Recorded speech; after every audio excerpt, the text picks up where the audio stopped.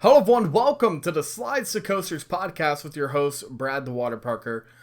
It has been a long time coming to this point, guys. I remember roughly back in February when I started thinking about making a podcast for you guys and just kind of working out what I would want to talk about, where we want to go with the show. And every single month and every single time I was about to go and make the show and actually record, something would pop up, something new would happen to where it got to the point to where I just couldn't do it for a very long time. Here it is. We're coming into the break run, the final break run of the season, coming into October. I know for a lot of us up north, this means that the coaster season's going to be coming close around November. However, a lot of us in the south, and more explicitly in Florida, you guys still have a very long season. Your season never stops. But for myself and others, this has been a very interesting year nevertheless. And I am very excited to start up this brand new podcast with you guys. So before we get into it, let's talk a bit about what exactly is the show and who exactly am I. My name's Brad. I'm a water park enthusiast, theme park enthusiast, and haunt and Christmas enthusiast. Basically, I started off as a water park enthusiast, and as I grew older and as I started to go on out and ride more coasters, I became more of a coaster enthusiast along the way. Now, with that being said, I currently have 237 coaster credits under my belt, and I have several hundred water slide credits. I'm still counting several because I have to go back and count every single kiddie slide I rode as a kid and just kind of see where I actually stand, because every single time I do the count, I'm always about maybe 10 short of the other one or 10 more from the last count. So it's been a very long process, but I have about 237 coaster credits. I've been to Six Flags Magic Mountain, Cedar Point, Carowinds. My top 5 Steel YTD is Steel Vengeance, Fury 325, which I have to admit, those two are spectacular coasters. Steel Vengeance has some amazing inversions, some amazing airtime, and then you go on in and you look at Banshee, which is one of my it's really close to my heart. I love Banshee. I love the inversions. I love inverts in and of themselves. Number 4 is X2. X2, man, and again, it is one of those amazing coasters that just never lets up. I believe X2 is one of those few coasters I can say has a blend of every single thing that I look for besides Steel Vengeance and Banshee. So it's a really good coaster. I really enjoy the 40 free spins. It's not a free spin, but 40 coasters, sorry. And then number 5 has to be Iron Rattler. Iron Rattler is an RMC similar to Steel Vengeance, and I absolutely love Iron Rattler. I think that Iron Rattler gets, I think it goes a little bit up in certain communities, a little bit down in certain communities, just because it is a Fiesta Texas. I know that for a lot of people, they don't really go to Texas that often. However, I will admit, I definitely suggest that you head on down to IRAT, head on down to Fiesta. They have some incredible coasters down there. Then for my top 5 wood, it's Lightning Rod, Voyage, and that's Voyage with Night Rides. And we'll talk about that a little bit later, about how I rank coasters, and we'll kind of delve into that later on in the show.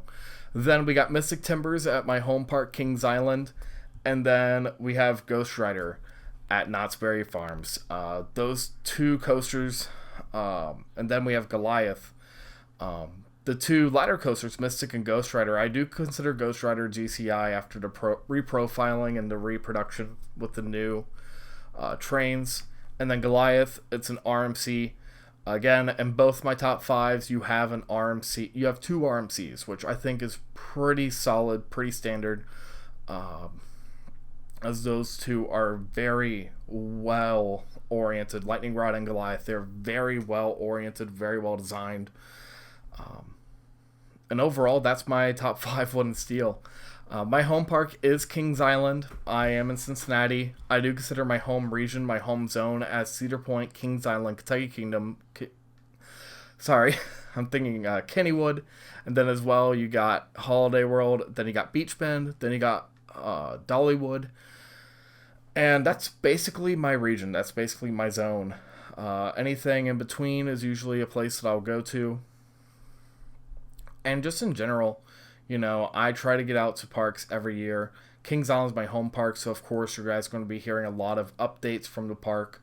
However, kind of moving into another part of this discussion, which is what exactly is this show, we're going to be talking about theme parks, water parks, and holiday events from around the world.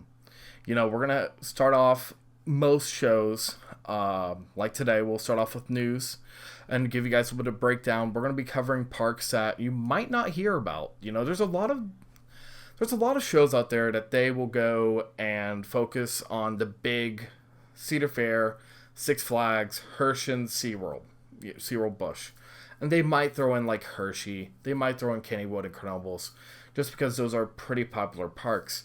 But there are other parks out there, and I think that sometimes we see them go by the wayside. There are a lot of parks that I did not see any news or any major discussions about. And, here we're going to have a discussion about what the news is and somewhat of my interpretation of the situation. So we'll be, or myself and my co-host, we'll have co-hosts ever so often. However, do not expect every show to have a co-host. We'll try to have a few of my friends from around the coaster industry come on and kind of talk with the guys. But more on that later. Then we'll move into the main discussion topic.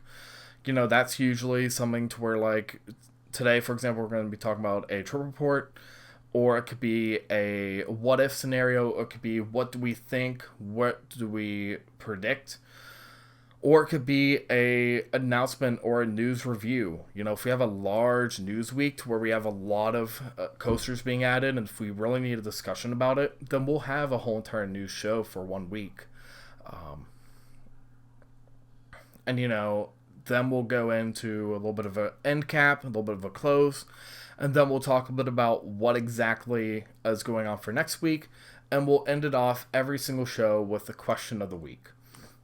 This is going to be something that is going to be interactive for you guys, because we want to save that until the end, because I personally believe that if you enjoyed the show, and if you're actually a part of the community, that you're going to stay till the end, and you're going to go to the end question and, participate in the comments. I'd love to go and talk with you guys. I'm going to be commenting and posting probably about 3 hours after we post, and then after 3 hours I'll probably hop off, and I'll probably get on ever so often to respond.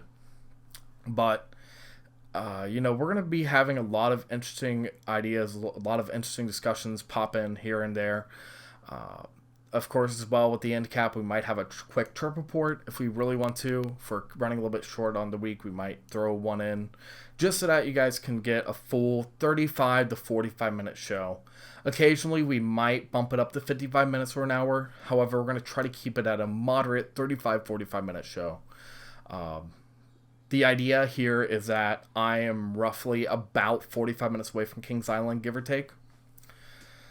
So, you have enough time with the show to go from your house to your local theme park. Most people, at least in my area, they're about 30 minutes away from the park. Or if you just want to go on a drive, you got about 35-45 minutes of pure Slides to Coasters content with your host, Brad the Waterparker, and co-hosts. And, kind of wrapping back to the co-host discussion, I will have co-hosts on when I see that we need to have someone who has a little bit of expertise that I might not have.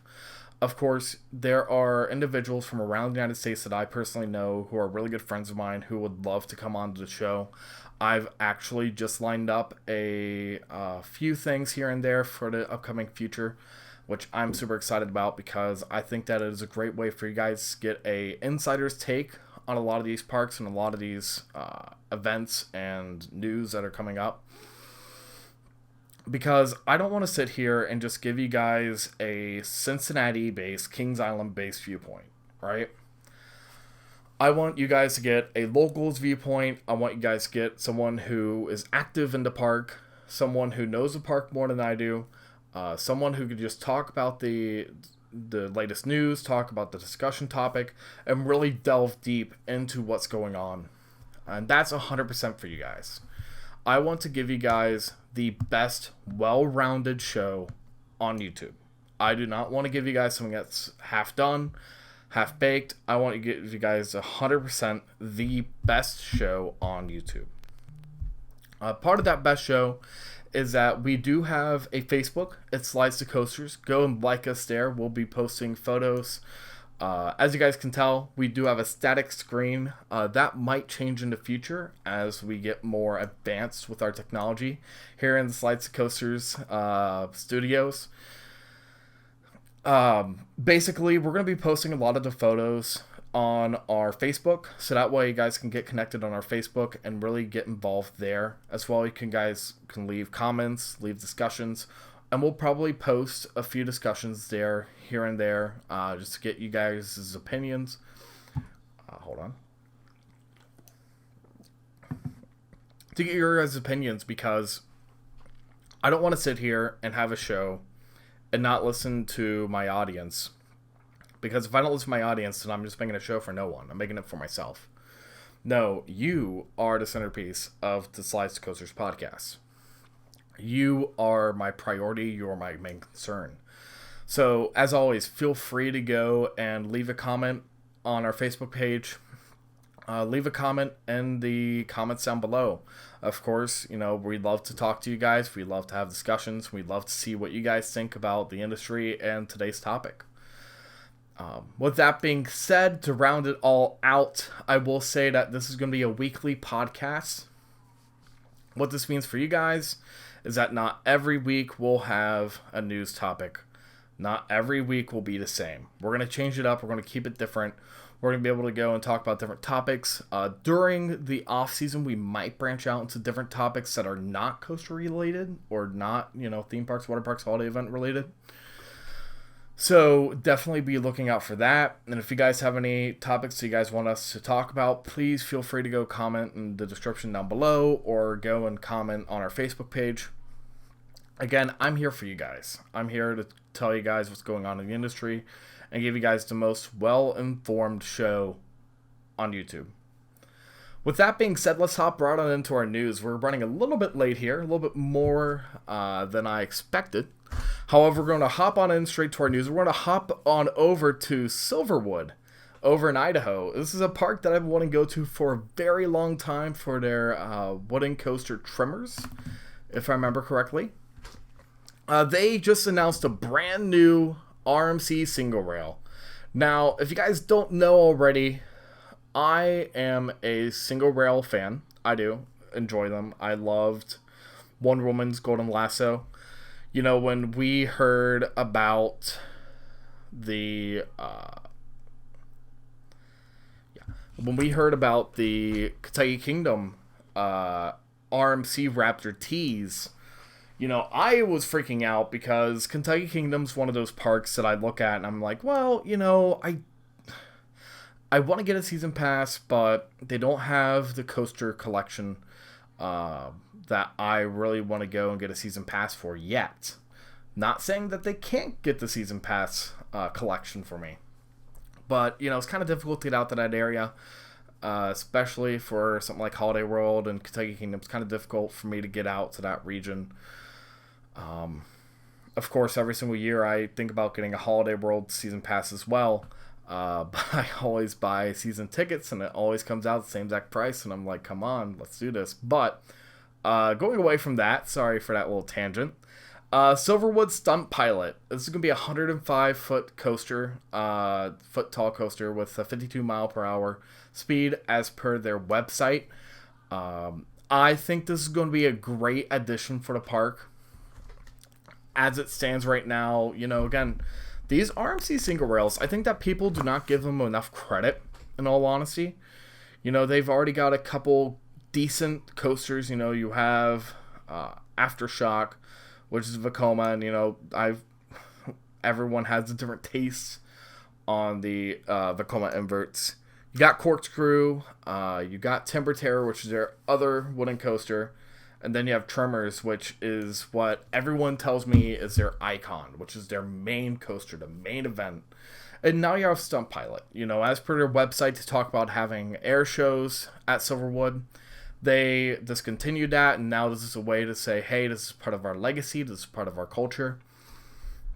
Overall, I've said from the very beginning, these smaller parks, they need something like single rail, something like a Raptor, because it has the capacity for a smaller park. It has the thrill, it has the speed. It feels like something that's built for a smaller park, and it feels like something that's perfect for a headliner, maybe even a secondary coaster in the whole entire lineup. When I rode Wonder Woman, I remember vividly saying, this thing is amazing. Why don't they make more of these? And this year we were supposed to get one in, I believe it's Sioux Falls. They were supposed to build one at the water park. But I believe that's been postponed to 2021. The Kentucky Kingdom RMC tease, I don't even know if that's going to happen anymore. I would not put much effort into really delving into that, but we'll talk about Kentucky Kingdom at a later date, because we're going to have a really interesting conversation about what I think that the park needs to do and where the park should grow. Moving away from this, let's hop on down to Orlando at Fun Spot Orlando. This is a park that I absolutely enjoy. I love this Fun Spots. I love Fun Spots Kissimmee. I love Fun Spot Orlando. We'll be talking about their once wooden coaster, White Lightning. It is now a GCI steel track coaster. It now has the GCI version of a topper track. Not topper track, Iron Horse treatment, I'm sorry. This is GCI's response to RMCing, Iron Horsing a lot of the, wooden coasters. We've seen things like Steel Vengeance, Iron Rattler, and a lot of these coasters have been rebuilt, reduxed, redone. Now White Lightning is the first one to get the steel track from GCI. Great Coasters International actually announced this at IAAPA, I believe last year, if I remember correctly. And they announced it right at White Lightning, which I find it a little bit, back in the day I thought, okay, this is probably going to happen at White Lightning first. Now we actually see it is happening. I believe by the time of recording, it has been built almost 100%. I believe they are testing it, and I don't think it's going to be open anytime soon. However, I do believe that when it opens, this is going to be a really fun ride. I was just at Fun Spot Kissimmee a couple weeks back. Excuse me. And I can tell you right now, Mind Blower needs a retrack. It needs a retrack real bad. It actually gave me a headache, which, people at Fun Spot, I love your coasters. I do. I love your coaster lineups. But it needs some love. It needs some attention. And I think that with White Lightning getting the GCI treatment, I think that speaks volumes to the park saying, hey, we are committed to our parks, we're committed to our attractions, we are committed to innovation. And I think that's a huge, huge topic because, with GCI doing this now, I believe, if I remember correctly, it is the same exact track layout.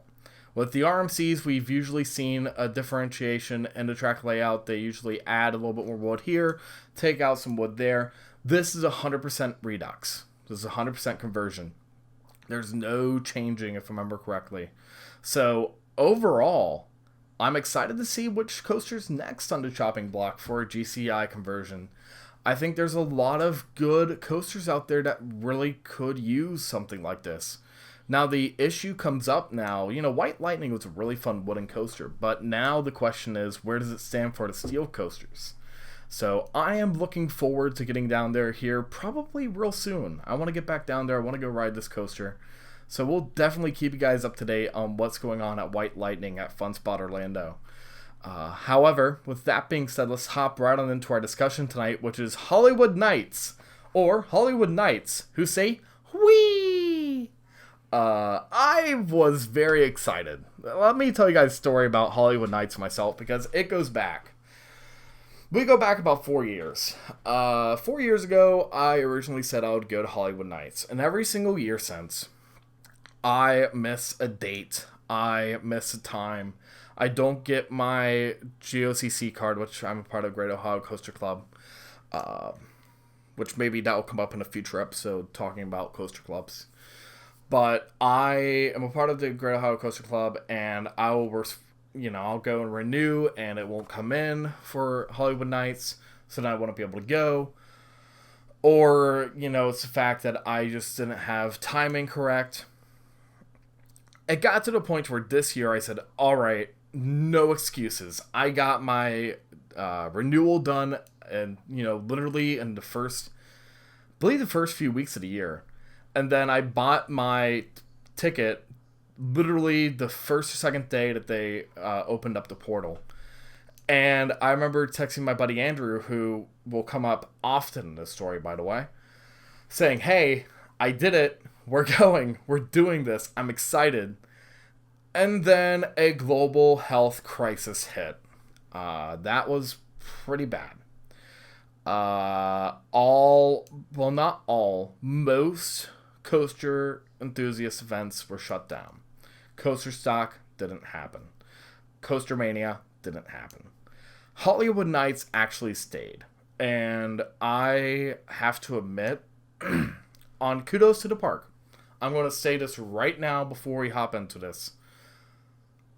Holiday World, I'm speaking to you right now. I am so thankful for your employees and your dedication to your fans. This event was honestly the highlight of my year, and I think that you guys just kicked it out of the ballpark. Honestly, you guys already have such an amazing park, such an amazing team. You guys keep on going at it day in and day out. Even when it's raining, you guys are out there. You guys were telling people, hey, have a great time. You guys were really enjoying it. You guys really love your fans, and I appreciate that beyond all belief. The amount of time, the amount of effort you guys put into each event blows my mind. And for that, I have to say I'm thankful. I am so thankful for the event. I love the event. I think it's amazing. But with that being said, let's hop right on into the event itself. Because Andrew and I got to have a very special experience. So we started off going to Lake Rudolph. We got our cabin, with Mike and Brad, who just got in from their major coaster trip. They got to do a lot of amazing coasters. They got to do a lot of amazing trips. I think, I was talking to them today. I talked to Mike, and I'm going to be talking to Brad. We're going to maybe see if they can hop on maybe a little bit later to talk about their trip and maybe give us a little bit of a rundown on what they thought about the parks. However, we got there first. I got the master bedroom, and of course with the lodge, you have the loft, which is very small for an adult, by the way. It's very low clearance. The living room's pretty high clearance. There's a really nice couch. You have a full kitchen, and you have a half bath. When I say half bath, I mean there's a shower, there's a toilet, there's a sink with a mirror, but no bathtub. So I'm sorry for you bathtub enthusiasts, not gonna happen. Then you have the master bedroom. I was able to stay in a master bedroom, which was pretty spacious. I really liked it. I think that overall, Lake Rudolph, if you're gonna stay at the park, if you're gonna go to the Holiwood Nights, stay at Lake Rudolph. At first it was pretty expansive. We actually got lost getting in. But while we did get lost, we got some amazing views of the lake and looking out at Raven. And then as we meandered on back to our cabin, we actually got an amazing view of Wildebeest and just the water park itself. Overall, a really great price for a cabin too. I think that if you're going with a group of guys or a group of girls or a group of whoever you're going with, I think that going with a cabin is a really great idea. It's a really great choice. So, and plus, mind you, it is maybe you go out of the parking, you go out of the gate, you make a left, drive for like a couple seconds, then you make another left right on into the gate. It's literally just that easy. It is really close, really quick to get in. And we got on in, we did our registration, which we could tell instantly that was going to be a very packed event because we were standing outside, and I asked Andrew, is it usually like this? And he's like, no. So we knew really quickly it was going to be a pretty packed event.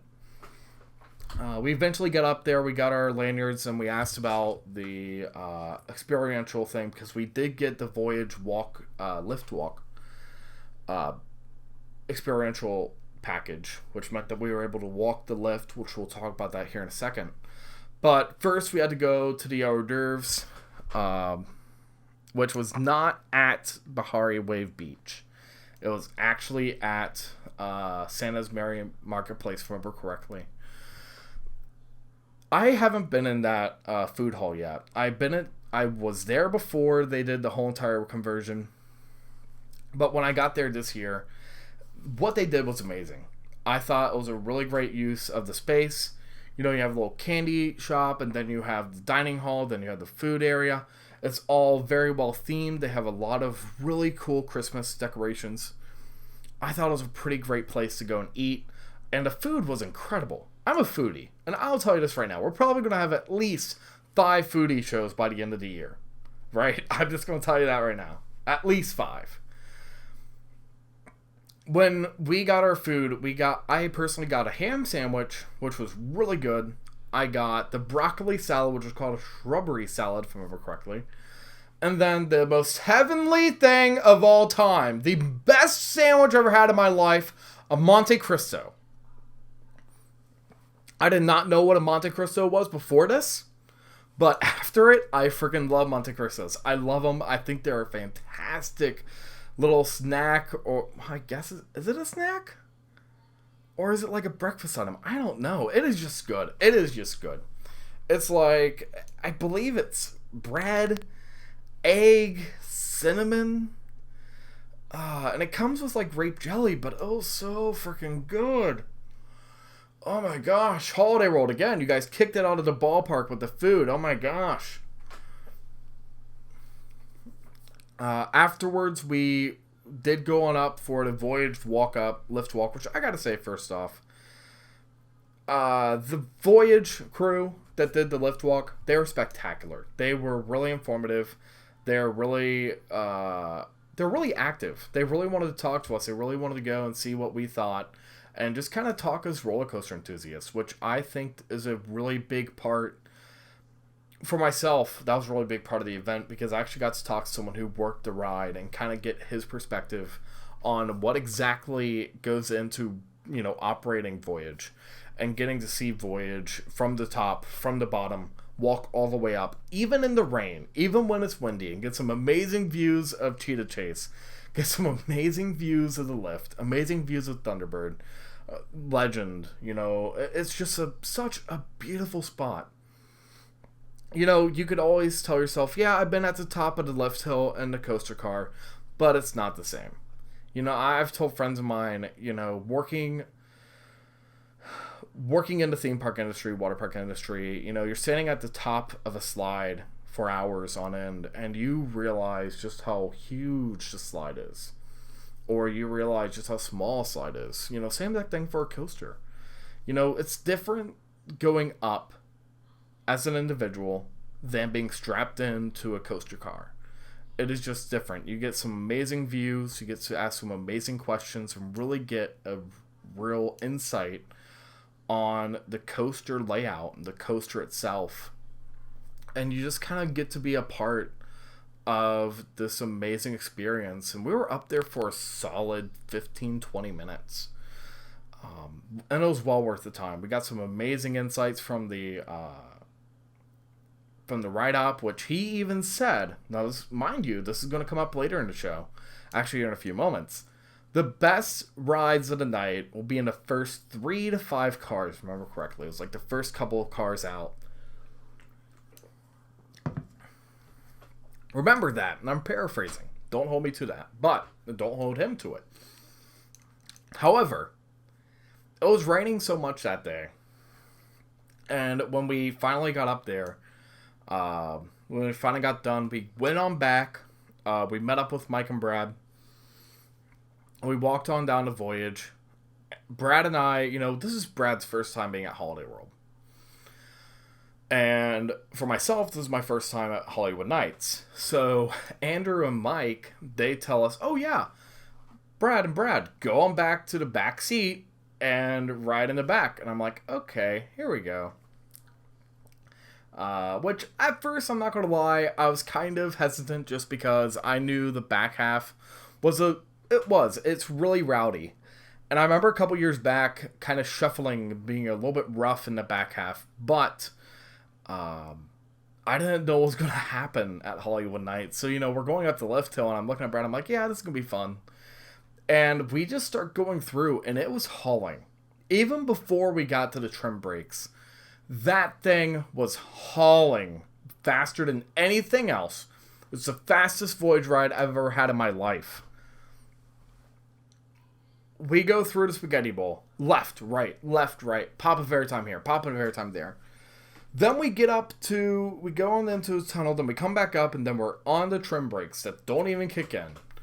You don't really expect a different experience from trim brakes, but you actually get a very different experience from trimless Voyage. You go through that triple down, and you're not even in your seat anymore. You're just out. You go through the back half, curving left and right. You're getting airtime after airtime after airtime. It is hauling butt the whole entire way through. Brad and I were screaming. We were yelling. We were excited. We were enjoying it. We got into the brake run, and I look at everyone, and I'm like, this is amazing. There are few experiences out there that can compare to riding Voyage. It is truly a religious experience riding that at Holiwood Nights trimless. We got on it again, this time with Andrew, and I rode, and we get to the brake run, and it's still just hauling butt, and it keeps on getting faster. It just keeps on going, keeps on running, keeps on going, keeps on running. And I got to the brake run, and I look at Andrew, and I'm like, is this a new number one? Is this a new number one? Because I was seriously contemplating, is this a new number one? Is trimless Voyage suffice for Voyage be my number one? And I'll tell you the answer to that, as I already told you before, but I'm going to tell you guys the explanation near the end of our little trip report. Afterwards, we were able to go ride Thunderbird, which Thunderbird was running smoothly. It was running beautifully. Then we walked on back. We got some dinner, which of course was some pizza. I thought it was pretty good. I thought it was decent. Again, it's it's a little something to go and eat and go. Then we went on back. And if I remember correctly, we did ride Voyage one more time, and then we rode Legend and Raven, which those were just beautiful. Legend is a coaster that I want to love, but I don't know how I can. So here's the deal. I love Legend's layout. Legend, that curve drop, then you go under the water slides. You get so much airtime in that little bit. And then you round about back. Then you're going up, and then you go on into those helices. And whenever I go into helices, I always have a little bit of pain. If Legend had smoother helices, I would love that so much more. And I want to love that coaster. That coaster's so freaking cool. The front half's amazing. The back half's great. I really enjoy that coaster. I want to love that coaster. I want that coaster to be, much higher on my rankings. But it's just those helices sometimes. They jargle you. They, mess you up. It's surprising because I've ridden Backseat Beast, and it's better, but it's a comparable experience. Now, don't get me wrong, Legend's still an amazing coaster. Beast is a decent coaster. But Legend is just one of those coasters I really want to love it more. I do. I want to love it more, but it needs a little more retracking. Raven, it's a small, compact, real fun attraction. I enjoy it. I think it's a great little ditty coaster. Not really ditty coaster. It's a great little ditty in the grand scheme of the park because there's so many huge coasters there. It's a great way to start off your day. It's a great way to kind of work yourself up to Voyage. I think that the whole experience of riding Raven, riding Legend, riding Thunderbird, riding Voyage, Excuse me. I think that's just an incredible experience. And talking about Thunderbird, Thunderbird is a really fun wing coaster. It's my number one. That launch is incredible. The night rides are just glorious. They are amazing. They are well played out. I think that if you can point at one of the coasters that you can go and ride all the time at night, that will be Thunderbird. Thunderbird is a really fun coaster, even at night, without seeing Voyage. I think it's such a great, amazing attraction. We did round out with the last Voyage ride of the night, and this is the part I'm going to talk about lines. The lines were huge, to say the least. We were looking at an hour and a half wait sometimes. Think about that for a second. Early ride time, you're supposed to be able to get on a coaster in relatively decent time. I've been to Coaster Stock. I've seen Diamondback's line be about 30 minutes. I get it. Banshees was none, and I rode that left and right. Beast sometimes even has like a 10-15 minute wait, but an hour? Of course, there were a lot more people coming this year because there's no coaster events like I stated before. People needed to use their coaster memberships. So when you had these people trying to use their coaster memberships, they didn't have any coaster events to go to, so what do? They go to Holiwood Nights. It's the first time they ever go.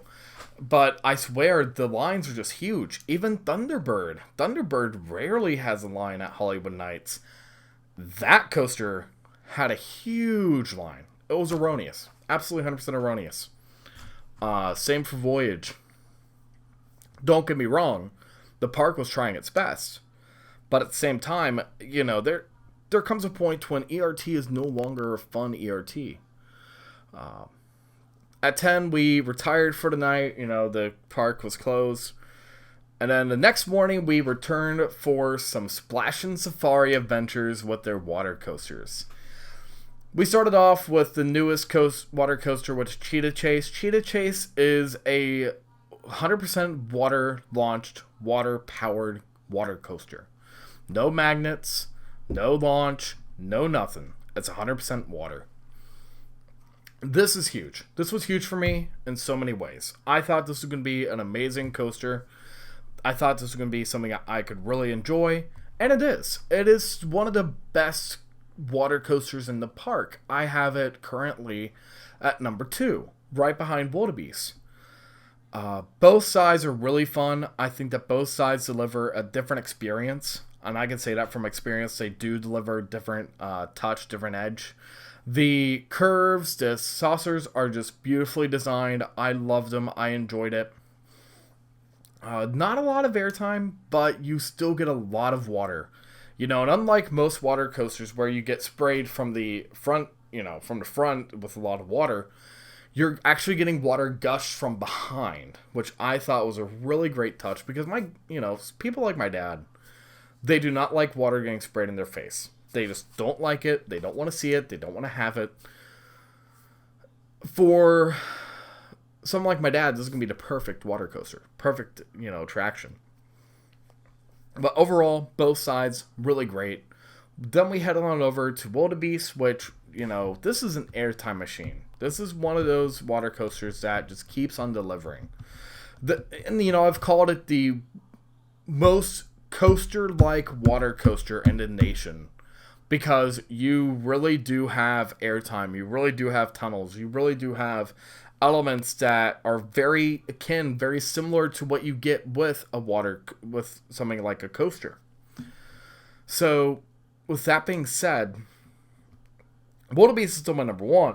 And then Cheetah Chase and both orange and brown.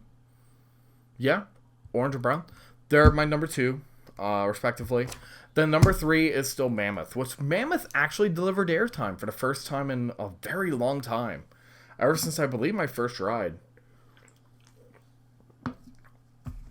I enjoyed the coaster, water coaster. I enjoyed what it delivered. However, it just doesn't deliver that oomph that Wildebeest or Cheetah Chase really delivers. I think there's an advent for a family water coaster. I think that Mammoth definitely delivers, but not as much as what I see with Wildebeest, let alone Cheetah Chase. As we looked away from there, we then went on over for the photo and video walk back for Thunderbird and Voyage. Which, let me just paraphrase real quick. Let me just say this right now. Walkbacks for me are interesting because this is a way for me to go and experience the coaster from a different angle, right? Voyage and Thunderbird are so interconnected that they're basically one. They really are. They're one experience. And I think that just seeing Voyage from the ground level just reinforces the fact that it is a very intense, wild coaster. And just seeing it, of course we didn't get to go all the way back. We went up to practically where Thunderbird has its final inline twist, and then it goes into the brake run. That's where we made our right and walked on back. Overall, it was a very beautiful experience. Very great way to go and check out the coasters from a different angle. And in general, I enjoyed it. I loved it. I thought it was really nice. I got to talk with my buddy Andrew, and we kind of got to get some really great footage, really great photos that you can see that on our Facebook. We'll have an album dedicated to Holiwood Nights. Now comes the fun part when we got ourselves a little bit of a snack. This was when I actually went on back to the cabin for a little bit, just to recharge and just kind of relax for a little bit and just kind of get away from the sun, because again, this is during the day. This is when all the crowds are there, and I'm kind of like, well, we have ERT tonight. Let's just go on back. Let's enjoy the cabin for a little bit, which we did. And I really believe that we needed to do that just because the lines were getting big. There was nothing to do until 6. So it's kind of like, what do? You have 3 till 6. Go back to the cabin to hang out. We got back at about... We got back just around 5:45, if I remember correctly. And then we got in line, and we were pretty far up there in the line with Brad. So it was me, Andrew, and Brad. Mike stayed back at the cabin for a little bit longer, if I remember correctly. When he finally came on back, the line was horrendous. Of course, there's hamburgers, hot dogs. If I remember correctly, I believe it's hamburgers and hot dogs. But I got the hamburger. It was really good, but they only had 2 lines open. The line was 45 minutes at the least. If I remember correctly, he got in line just around 6 o'clock, and he didn't get his food until about 7. The park, for as much as they did, they were about to open up another line, further down, but I don't think they ever did. But there was just so many people, and there's so much of a clog, going up and actually picking up your food and going, that it just took forever. And, again, this is moral of the story. We had long lines throughout the whole entire event. Nothing against the park. Nothing against the enthusiasts. Nothing against anyone. But we'll be having a little bit of a discussion later on, and, we'll kind of talk about that near the end, about the, what I think that the park should be doing for next year. Overall, the food, again, it was really good food. I really enjoyed it. I didn't have any complaints.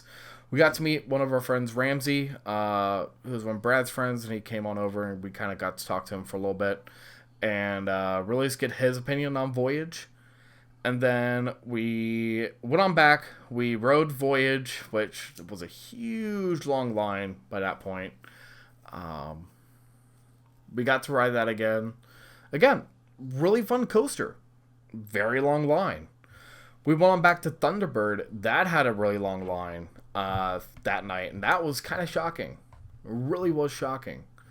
Went on back to Legend, Raven, And I believe we tried to do one last time on Voyage, but it was just so freaking long. And Andrew and I both said, all right, we're done. We're going home. We're going back. As we went back, we did get ourselves couple posters. I got myself a Jurassic Park poster. As well, we got the book of the night. It's a little tiny book pamphlet about the event. And just, again, the park, they just go so out for this event that there's no other way to describe it as but a love project. This is a labor of love. This is not an event that they don't want to put on. This is not a headache. This is not a problem. This is something they look forward to.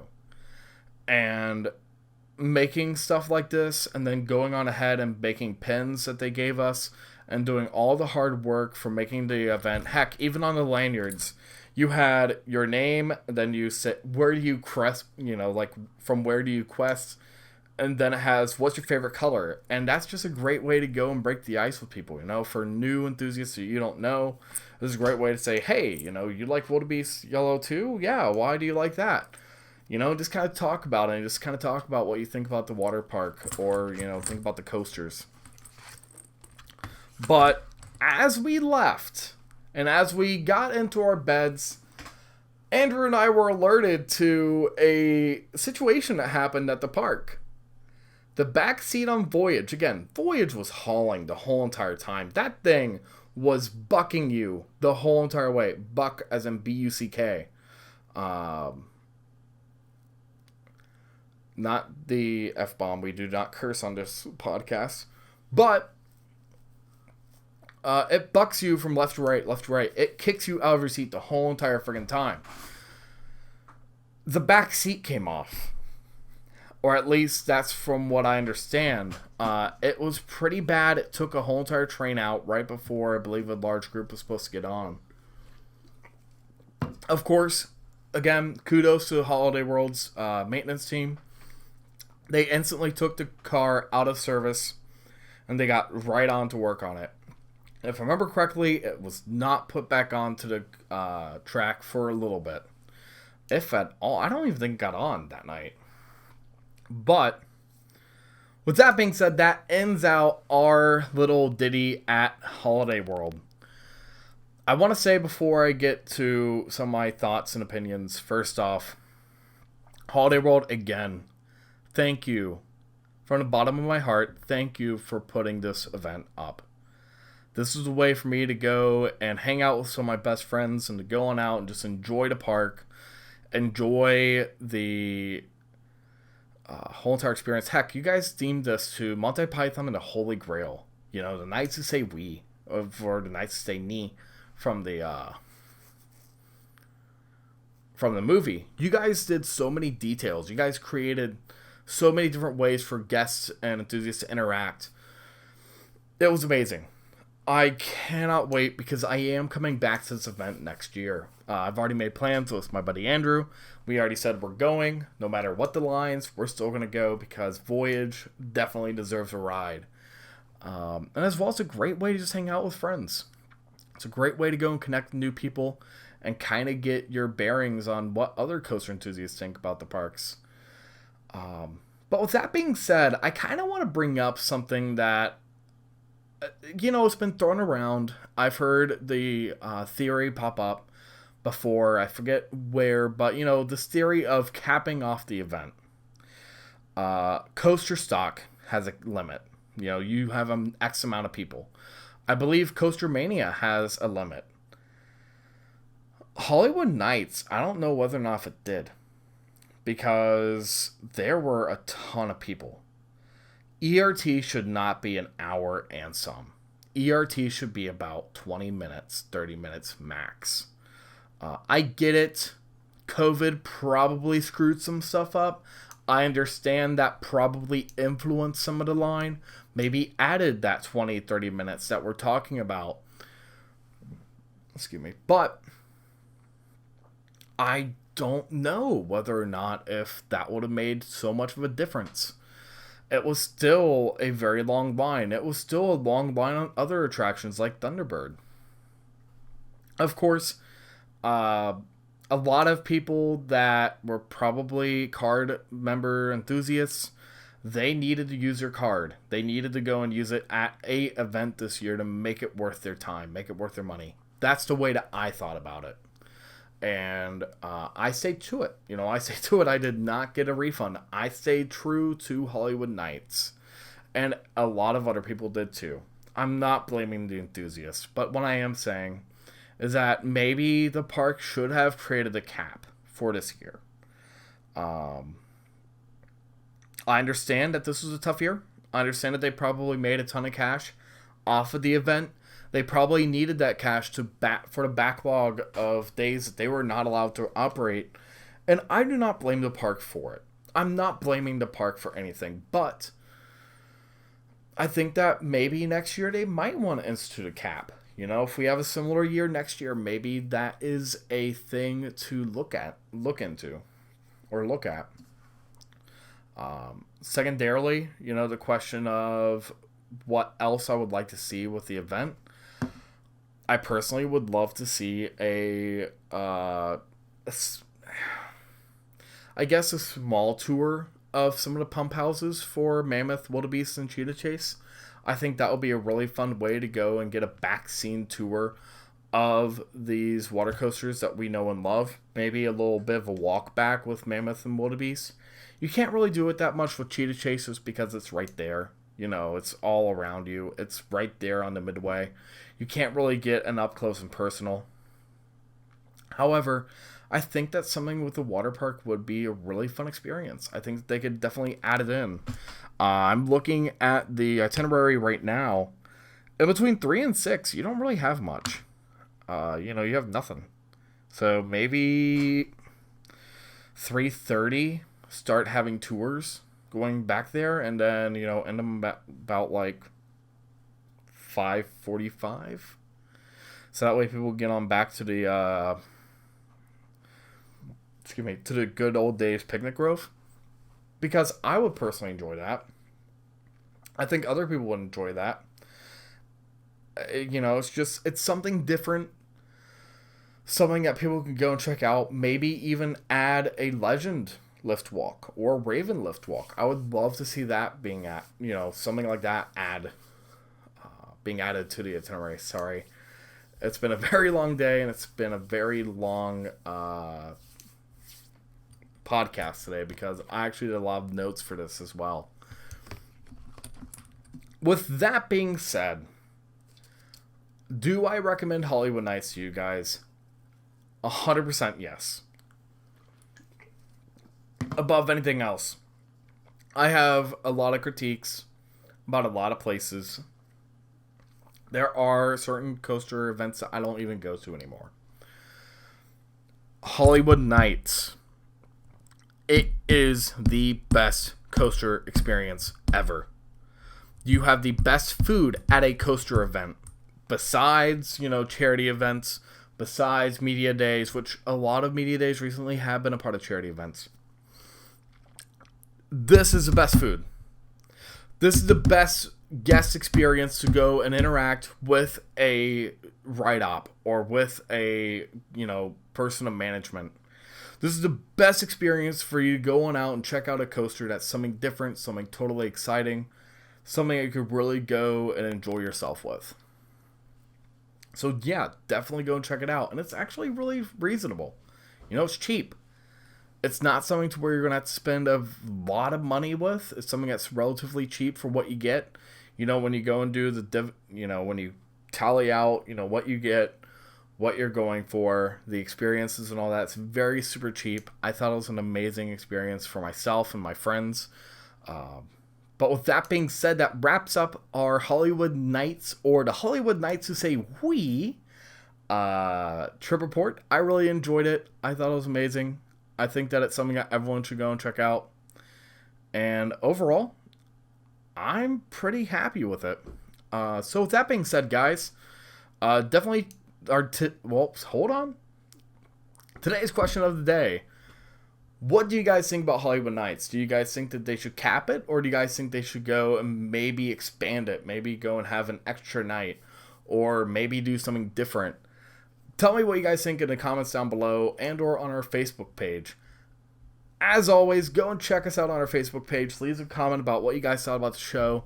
And as well, tell us what you guys want to hear on the show. You know, I'm always open and receptive to hearing what you guys want to hear, seeing what you guys want me to cover. Of course, we'll be having some live vlogs here and there, but for the most part, we are going to remain a podcast. Today's show is running a little bit long just because we had about 12 minutes 50 of just introductions, which, you know, we're not going to do that every single time. We might have a small introduction here and there for some of our new audience members. However, as I'll always say, start off at the beginning and then come on up to the present day, because that way you get a little bit of the inside jokes. You can go and check out what I think about things and really just get a mix of what exactly I think of the whole entire industry. And speaking of the industry, let's talk a bit about where exactly everything ranks, because I know that you guys are probably wondering, Brad, where is that final bit of information? I want to know why Voyage is not your number one. Let's talk about that. So I have an aggregate scale for all my rankings. What that means is that every single time that I ride a coaster, every single time, I go and I give it a percentage score. So that means that I give it like, you know, it's 1 to 10, right? 10s are religious experiences. These are experiences that you cannot get anywhere else. These are incredible. These are amazing. These are perfect. 1s are, okay, this is just garbage. 5s are, okay, this is pretty normal. This is pretty alright. 7 and 8, 9 are really where you get, okay, this is really great. This is amazing. This is perfect. This is, you know, just incredible. Voyage originally was about at a 97 for me, 97, 96. Lightning Rod is currently at about a 90, if I remember correctly, I have it like a 99.5. Voyage is now about 98.7. You know, this is such a great coaster. You know, originally it was close to Lightning Rod, but now they're extremely close with the Voyage night rides. Of course, with Lightning Rod, there's a lot of 10 rides that I got in the opening year. Slowly but surely it's starting to come down a little bit just because it's no longer the same exact Lightning Rod. But that's that. When we go on down further, so Voyage is number 2 for me. Number 7 is Legend. And number 11 is Raven. You know, Legend, it's very close. You know, we got Thunderhead in front of it. We got Viper at Great America behind it. So, you know, you got two really interesting coasters. Thunderhead is a really great GCI. Viper's a really fun wooden coaster. I think that Viper gets left in the dust sometimes. However, Legend is a fun ride. I think that it's a really great experience. But I think it kind of... If you were to go and have a better Helices, then I think it would rank better for me. In fact, I believe it will be in front of Thunderhead at that point. Talking about the steel side with Thunderbird, Thunderbird is at number 11, so it's right behind Orion at number 10, and right in front of Montu at number 12. You know, Thunderbird, it's the best wing coaster in the nation. It is, you know, has a great layout. It has a great launch. Wild Eagle's very close. It's number 2. Wild Eagle's the only wing coaster for me that actually gives me a pop of airtime in the back row, center left. You get a pop of airtime right before you go into that final helix.